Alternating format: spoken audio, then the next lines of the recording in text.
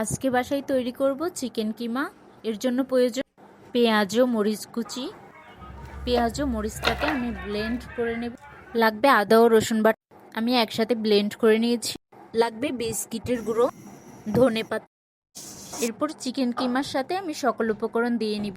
দিব chilli flakes, ভাজা গোলমরিচের গুঁড়ো, দিব স্বাদমতো লবণ, 1 চা চামচ হলুদের গুঁড়ো, 1 চা চামচ মরিচের গুঁড়ো। যার যতটুকু ঝালের প্রয়োজন সে ততটুকুই দিতে পারো।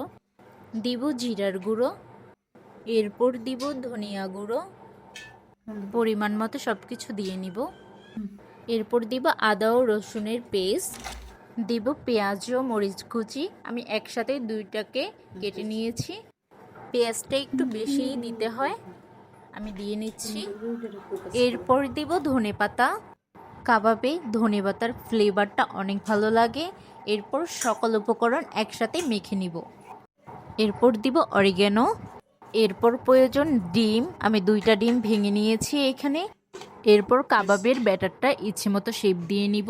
আপনারা আপনাদের পছন্দ মতো শেপ দিয়ে নিতে পারেন। এখানে আমি একটু চ্যাপটা করে নিচ্ছি। কাবাবটা বিস্কিটের গুঁড়োর সাথে এপিটোপিট করে লাগিয়ে নিব।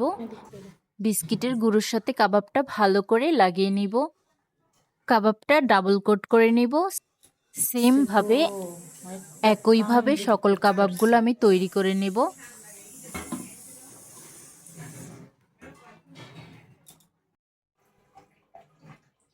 এরপর তেল গরম করে মিডিয়াম আঁচে আমি কাবাবগুলোকে ভেজে নেব। তেলটা কালো দেখে কেউ কিছু মনে করবেন না, এর আগে ভাজা হয়েছিল তাই তেলটা কালো হয়ে গেছে।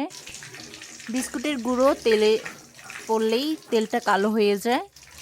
কাবাবগুলো লাল হয়ে গেলে আমি তুলে নিব। সত্যি বলছি, এভাবে সস দিয়ে কাবাবটা খেতে খুব ভালো লাগছে। ভিডিওটি ভালো লাগলে লাইক, কমেন্ট, শেয়ার, পাশে থাকবেন। Thank you.